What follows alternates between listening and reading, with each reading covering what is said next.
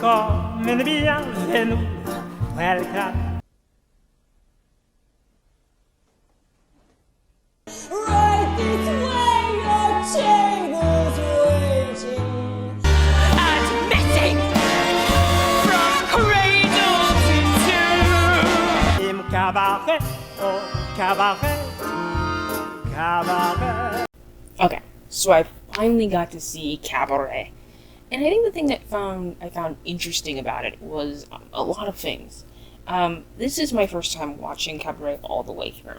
I've seen many parts of it, I've seen the story, I've seen numerous elements of Cabaret, but this is the first time I've actually seen Cabaret. Okay. So I want to rewind the clock a little bit, mainly because there's something interesting about Cabaret in general.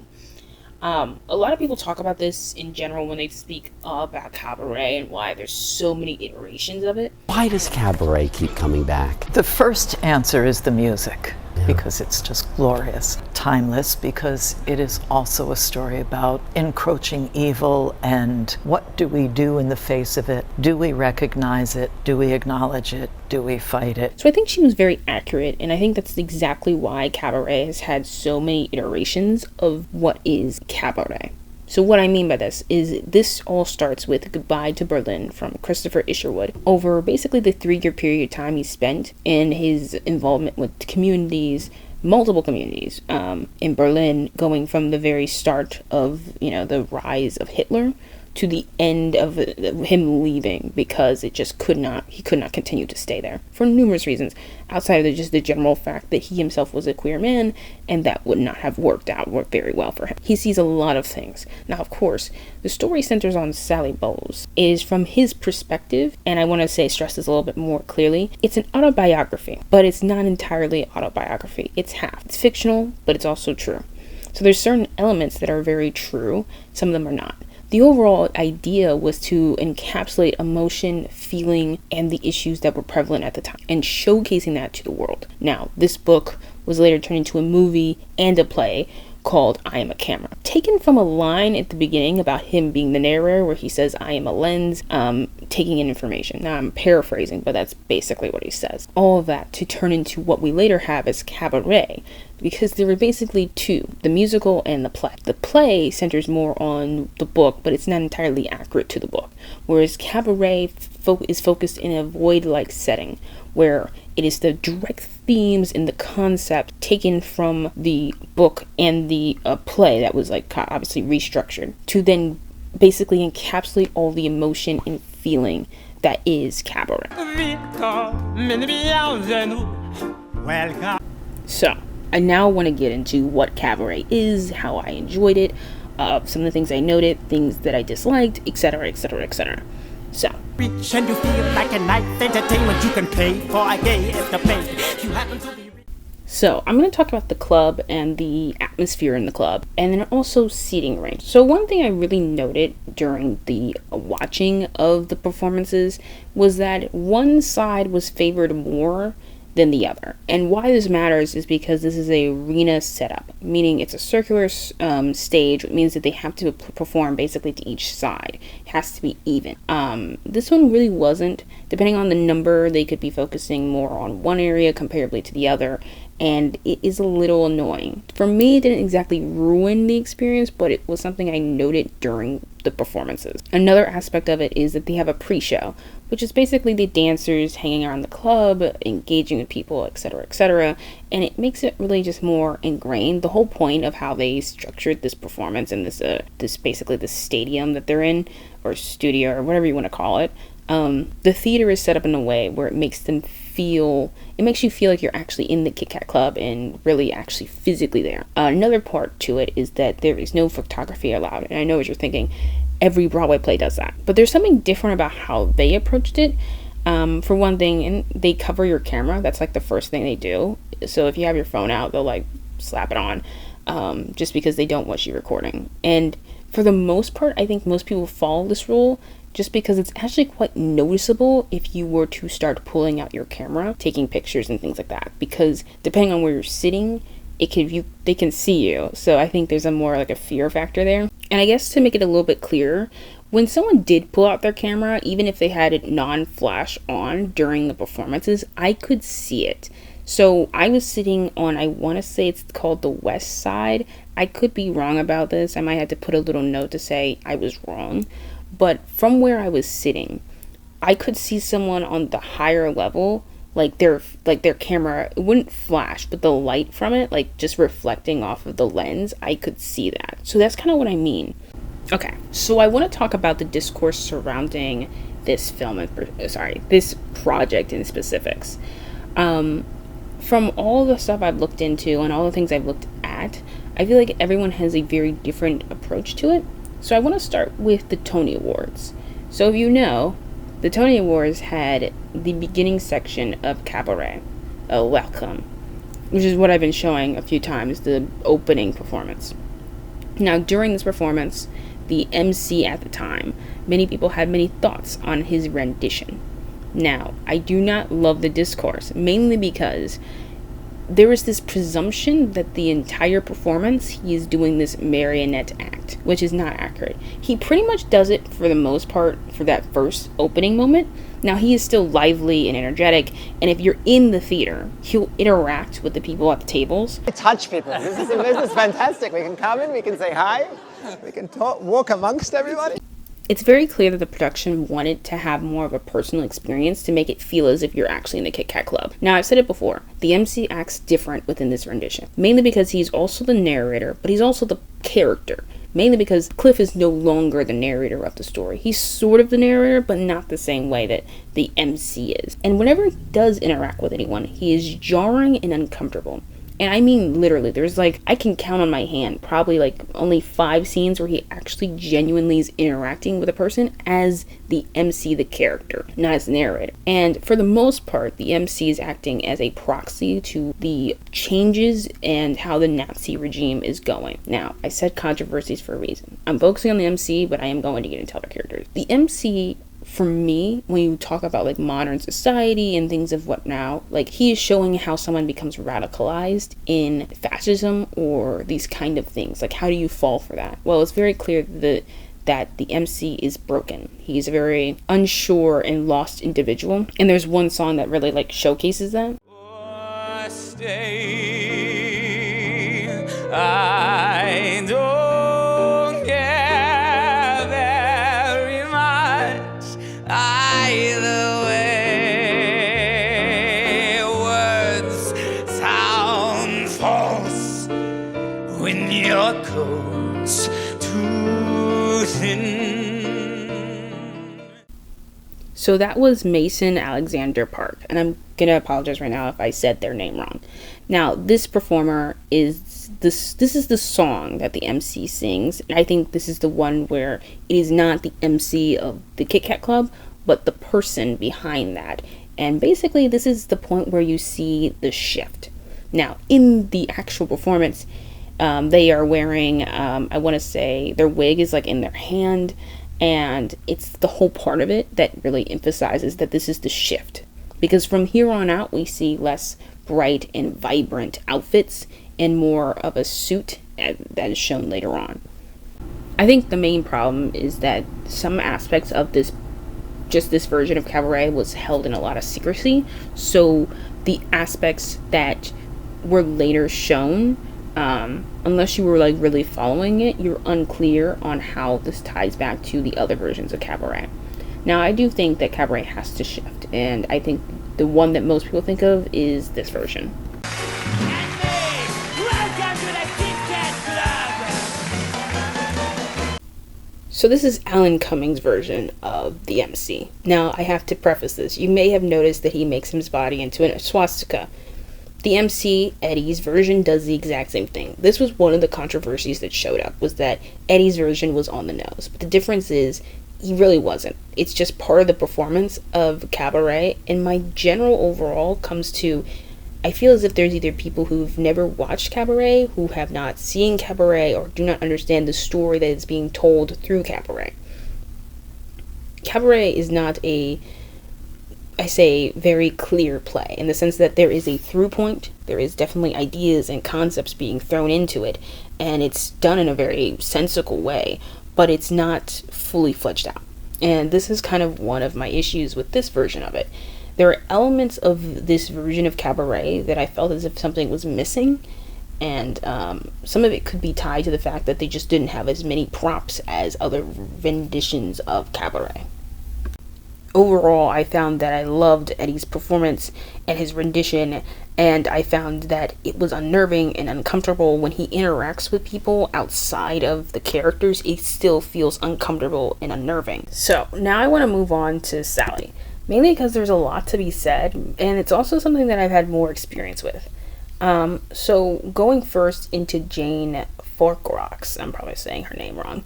Her performance is amazing, and I'm going to show you a clip of what that performance actually was, just so you can get an understanding of what I mean. No use permitting some prophet to do to wipe every smile away. Life is a cabaret, oh chum, come to the cabaret. So some of the commentary centered on Cabaret, specifically this new version, is that it almost appears as if the main lead cannot sing, which is not very accurate. Mainly because depending on the setting of the Kit Kat Club, the performance can vary. In this performance for Jane, she took a very different approach. You may have noticed some specific ways that she is talking / singing that are noteworthy. And what noteworthy means in this case is that she is reflecting the period of time that she's living in. She is within that time period. And one thing about the Kit Kat Club and the overall performance is that it's between the here and now and the past. So in this version, she is more closer to relating to how Hitler spoke or how Nazis spoke. You see it in the way she's talking, the way she's moving, the way she holds herself. It's very different. Doesn't fully tie in to what is going on with her, but it does tie into what is going on in the world. Whereas the new version takes a very different approach in some regards. It still has that similar aspects, but it's very clear that it's taking more notes from who she is as a person and what she represents. I made my mind up back in Chelsea when I go.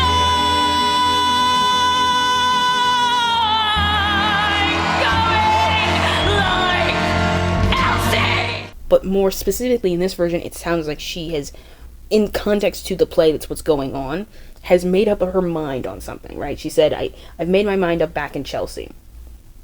What she's really saying is she's already made her mind up to get an abortion. That was already a decision that she made by this point. And in context now, you're seeing the breakdown of finally having someone who actually gave a damn about her and deciding to say, I'd rather have it this way. Now, I do think there is more context to what's going on with her and Cliff, which is the male lead. I say that very lightly, mainly because they treat him more as a side character than anything else, but he does play a huge critical role. Now, his performance, the actor who plays him, did a great job in their performance of the character, but the reason why I bring it up in the sense of the way he handled the character and how he dealt with it, there's a few changes. So between this version and the 1993 version, there was a moment where he hits Sally. Now, this does not happen in the new version, but he comes close to it. There is a scene where he holds up his hand as if he's going to hit her, but then puts it down. Now, it's a pretty emotional scene. It's very emotionally charged because in that scene, he's just been told that she got an abortion. And he still says, let's go and move and go to Paris. And she makes it pretty clear that that's not happening. She's not going with him, which is what gives you the ending conclusion. I felt that he handled the character really well. He had a lot of good moments, but this is one of the things I wanted to talk about. So there's a picture that I'm going to put on screen. It's of Cliff on the ground and her, Sally, looking out into the audience. The reason why this matters is because that is the transition to Cabaret. And in this is something that I didn't bring up until now, most of the characters interstage through different entry points. So you can actually see, like, Cliff, he starts to, like, slither away. They rip off his jacket, and the jacket is, like, moving. And because of the lighting, you actually think it's Cliff that like, they're holding, but it's just his jacket. At a later point, you notice it's, like, oh, it's his jacket, and the actor has slithered away somewhere. And they do this through a lot. The actors will enter and exit through different areas, and they're walking through the audience, so it makes it feel more ingrained to the experience. Okay, so I feel like the most of the emotional weight is really tied to a lot of the people in the story, but mostly it's the elderly couple. I feel it's because of just how they approached it, because you start Act 1 with them falling in love, and of course, Act 2, you have one of the most gut-wrenching songs of the whole entire play / musical. And just the breakup of the relationship because of the fact that the husband, or the soon-to-be husband, not now husband, is Jewish, right? And so I guess this is the part where I should get into Act 1 and 2. So, Act 1. Act 1 starts. It's very live, it's very bright, it's what everyone has seen. If you watch the Tony Award, performance, that is the starting point. And it's always bright, it's always lively, and slowly there is a descent, right? So the song Money comes on pretty much, I think it's the second to the last one, where you start to see like the cracks form. And of course, at a wedding party right before they're about to get married, or about to, elope, or whatever you want to call it, that is when things start to hit the fan. So there's a character I haven't talked about yet. Noteworthy wise, this character does play a big role. The reason why I've been avoiding him, there's not much to talk about, mainly because they did shift some things around. It's not that there isn't something to say, it's just more they shifted the story around so that the story doesn't center as much on him as it previously had been. But this is Ernest Ludwig, and Ludwig is a Nazi. Dun dun dun! I know, crazy, right? Now, Act 2 is not the best, and there's a reason for it. There's a song. If you saw her like I saw her, you wouldn't even know. I'm not sure if that's actually what the song's called, but that's what I'm calling it. And there's a part to it where basically the MC is just singing to the audience about how he's fallen in love. That's not really what happens, obviously. It's just for the Kit Kat Club. And with this, there is a gorilla on stage, and they do a pretty interesting job. They basically get this suit that is designed to make the person actually look like the animal. So it's not like a suit that just has like a gorilla face or whatever. It plays for its benefit and its detriment. But it's a really interesting moment, and he ends it with, "You wouldn't even know she's a Jew." Obviously, if you've watched the movie, if you watch other iterations, you know what this is. You know what it's about. This is when the Nazi parts of it are starting to infect the club, going more in a direct way. Where it was once more of a quick gag or a moment, it is now becoming ingrained within the actual performances at the Kit Kat Club. Overall, I have thoughts, and none of them are positive. I genuinely do think that part 2 is where things kind of fall off the hinge, and it's not just because outfit-wise things change. I think it's just in general, there's certain elements to it, right? The whole point of the play is to hold a mirror to the audience face. That is the general point. And specifically in the modern era we're in right now, where we're ever so close to having a more fascist society going forward, and at least in the US, there's a danger there. And in different iterations, there have been versions where they have a literal mirror, they might have a frame. In the movie, you don't see the audience up until like the last few minutes, and thus eventually the camera shifts in I think the final song is Cabaret, which is different than the actual other iterations, and at the end you see that every last one of the audience members is a Nazi. In different iterations going into the one of the 1993 version, the ending is that our MC has been sent to a conservation camp, and now we see like, oh, you're not free, or you're not exempt from this, and going even clearer into that mindset. As I've stated before, queerness was a big part of before Hitler's reign and things like that, and there was a huge community. There are many writers who advocated for Hitler's ideology, and those same writers eventually hit the other side of that turn, which was a very interesting shift in dynamic, because now they were being prosecuted just as much as Jews were. So I guess the question is, where does this leave us with this play? I think the costume design really is a big part of it, because they don't have as many props as maybe other renditions, and that the stage itself is not very cluttered, and I feel like they utilize their props pretty nicely. Overall costume design is honestly the thing that really ties in a lot of the ideologies, because that is how they're approaching their subtlety. I think Act 1 was the best arc. I think if you're going to go, be aware of the fact that if you're sitting on, I think it's the west side, that you might not be able to see every aspect that you might want to see, because they are definitely gearing it towards one side comparably to the other. But going even further than that, I think this is a story that needs to be told, but more specifically, I think there needs to be a way of getting it out there, because of the fact that they don't really allow recording, and it's not as easy to record in this theater, because of the fact that they are very secretive about certain elements of the story. This kind of story is not being told. And I'm not saying you can't go and look at the other versions. You could, but I don't know, as a modern audience in this modern take, I think there's definitely something missing. But for me, I enjoyed the performances. It definitely was thought-provoking.